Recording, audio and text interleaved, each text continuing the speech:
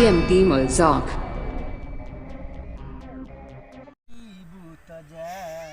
सनम देख के जिंदगी बखा फिर जखम जॉनी सोचो हमारा बारे में तुम्हारा खातिर हम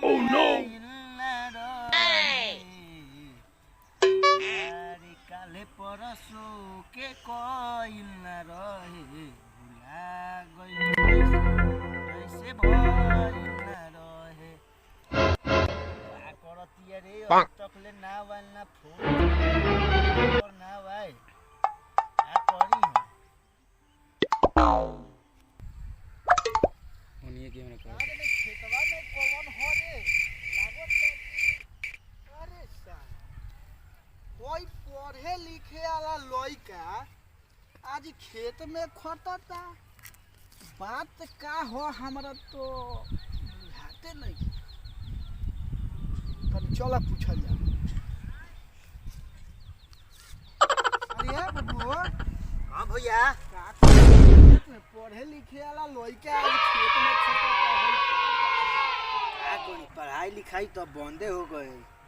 मन गांव में तो मन लागत नहीं क्यों यही से कहनी तनी खेतवा में कुछ उखाड़ ली पढ़ाई लिखाई के बंद हो गए रोज तते हमरा से कहतले भैया 100 रुपया तो पढ़े जाता नहीं आते खेत में खटत रे बताओ हैं और खेत इतना बढ़िया हरी हरी बाई जब तो मेहनत कोई जाके न हो बताओ तो 100 रुपया रोज लेते है कि पढ़े जाता नहीं भैया 100 रुपया दो है 100 रुपया आवा दे तोरा तो खर्चा नहीं के खर्चा मोबाइल के रिचार्ज हम ये तो करावता नहीं खात अरे हमारे कमाई खेत में से निकलो तो खाची के खर्चा बा तोरा जी मेरे अब हरिया घूमे में तो का यही फ्रीए में घूमे सब ठीक बा लेकिन देख ले और फलानवा के लइका धार देव सब का काम बंद करिए ठीक बा ना होंगे हम ना चल ठीक बा इतना तो बुझाता हमरा कि हमार भाई हमार बात मानेला सब लोग जाना तवे कि किंग दोनों भाई रहे लसन तार तोहरी थोड़िए गिरी आ लोग जानते बा सब कि एकनी के अच्छा हो सन हम ओसन काम कर सकनी ना विश्वास बा तोरा पर देख खेत में खटे तरे खट तने हम आवत तनी उ कौन दुआर पर काज कहे खातिर तो भाई कहल हियो कि जाके तनी भेंट कर ले से हइसे से बात बा तो हम आवत तनी उनका से भेंट करके ठीक बा आते तले हजे खेत में घास हो गइल बा आराम से बैठ के एकदम छेहा पड़ जाए हमने घाम आइलू तो छेहा वाला काम करिए आ घाम में मत करिए आराम से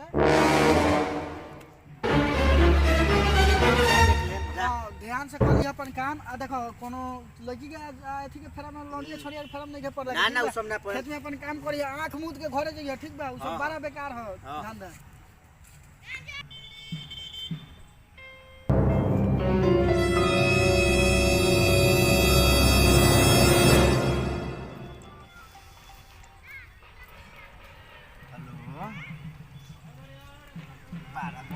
हमार तो पराने सुगर हो ठीक कैलू हो 2 मिनट के बाद फोन कैलू हो तब के हमार भैया आ रहे हो तोरो माई आ रही हो का बहुत बढ़िया कैलू हो 2 मिनट बाद फोन कैलू का होता हम तो खेत में काम करत तनी ठीक बा बोल के आराम करत हूँ ता वो खट संगे संगे आवो तो काहे ना अबू तब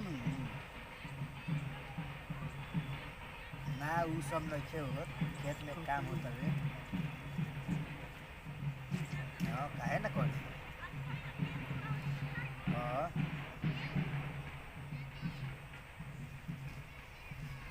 सब ठीक बता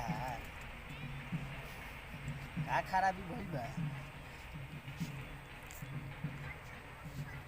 तो ठीक बा रखा फोन खाना और खैलू हनु का खैलू ह हमारा के पूछलू ह फूल बानी तो खियबू तब नु खा लेंगे ही जैसे अच्छा उ सब छोड़ मिले आवे के बानी काहे हो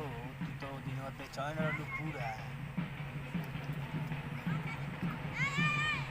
बात तो जइया तार बारातवा गाँव में आवत नु दिने आए हम मिले अइबो नु। हाँ तो वही बेरा अइया मिले तोरा बगलों में जौन बारात आवता वही बेरा अइया मिले। ठीक बा और सब ठीक बा नु। खाना और तो खाइए ले लू अब। ठीक बा तू अपना माई से डरा लू बस प्यार काहे कोइले बारू। अच्छा तो प्यार कोइले डरे खाती ना। बहुत बढ़िया तू संस्कार बारू। ठीक बा वही गल्ला जात रहियो सब लोग से। ठीक बा सबके डांटत रहियो हमरा के बाटत रहियो।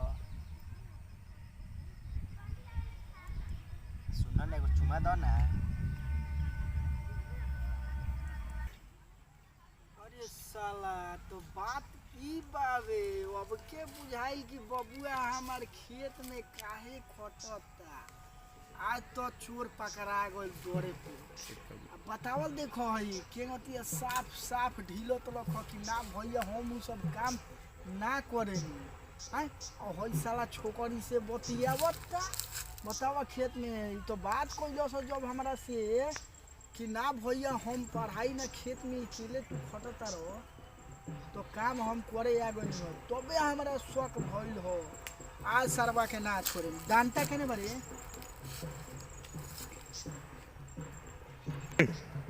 आज तो छोरा बना सर की 4 डंटा में तो सोच कर देवा सब गुल आइम कि कामना से बतिया तो कामना से नहीं बतिया। ई सर कहत लख कि भैया हम काम करता नहीं टेंशन बा हमरा एकटा सार टेंशन नहीं खे। ई छोकरी सब के चक्कर में पड़ गइल बा हम कहत नहीं पड़ गइल बा। आ पैसा ले जात होई ओकनी के लिपस्टिक किने खातिर आ बाला चूड़ी किने खातिर एकरा की आज तो सारा भूत झाड़ दम प्यार की छोरा बनाई।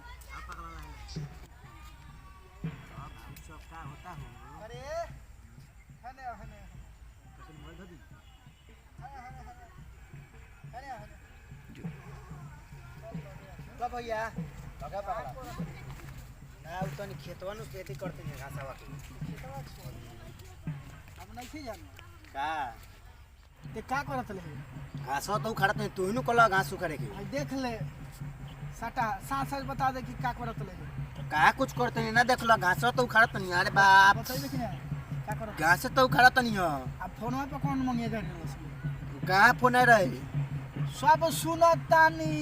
तोर भईवा कहीं गइल नहीं खे ही जाऊ देखो सुनत रहनी सारा का कुछ बतैनी हो। बताओ कि करत कर ले कुछ तो ना घास तो उखाड़त नहीं हो। कौन ही हो कोनो ना रहे अरे हिया कहां के यही जगह तो ही हो यही जगह ही हो। हां कामना के बेटी हुए फलानवा के हां ठीक बिया तू भैया का पूछला हो कानवा ना छोड़ो रे तो हम पूछी ना सार हई बड़ भाई के बियाह भइबे ना कला छोट लाइन में बारे त का करी तू कर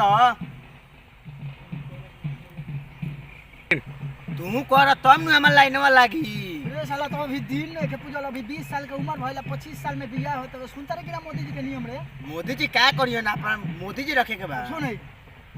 बिहान से पढ़े जइबे कि नहीं बोले जाए पैसा लेता रे सब ओकर लिपस्टिक किनत रे मार थप्पड़ के मुंह आ दे बहिए तोरा पढ़े जाए के बा लागत है एकरो में जीपीएस लगावे के पड़ी कि पढ़े जाता कि चोरे जाता रे। नमस्ते प्रणाम हम सुनील बिहारी। आज के जौन वीडियो बनल बा ई एगो प्रेमी और प्रेमिका पे बनल बा और के गतिया लोग के धोखा दे के लइका घर से पैसा लेके आ पढ़े के बजाय कुछ और करता हूँ सर ई रौरा लोग देखी आ रोकी आ गार्डिंग करी अपना लइका के ताकि वो गलत कोनो काम ना करे। ऐसे कि भाई देखो कि जब काम घर के लोग करता काज घर के लोग करता तो नाच घर के लोग के रह के चाहिए। ई बात के चेतावनी देता नहीं हम कि नाच रहे के चाहिए। और हाँ गर्जीवन अगर कोनो काम करे के फ्री देता तो ओकर गलत फायदा मत उठाए। आज जगह हमारे बबुआ प्रदीप धाराए रहे हैं यहाँ का नाम प्रदीप कुमार चौहान है हमार छोट भाई नया ज्वाइनिंग भइल बा तो कहे के बा रौरा लो से कि ई वीडियो के देखी लोगिन और अच्छा लगे तो प्यार दुलार दी लोगिन जगह पहिल के वीडियो के हमनी के मिल रहे। हाँ एगो और बात ई बा कि हमनी के वीडियो बहुत दिन से बंद रख कुछ काम में रहनी सो, वो खातिर हमनी के हाथ जोड़ के माफ़ी मांगतनी सो और फिर वीडियो कंटिन्यू आई ई रौरा लो से वादा बा। और लास्ट में कहे के बा कि गीता पढ़ी चाहे कुरान, गीता पढ़ी चाहे कुरान, चाहे पढ़ी नमाज, लेकिन प्यार से बोली एक बार जय भोजपुरिया समाज।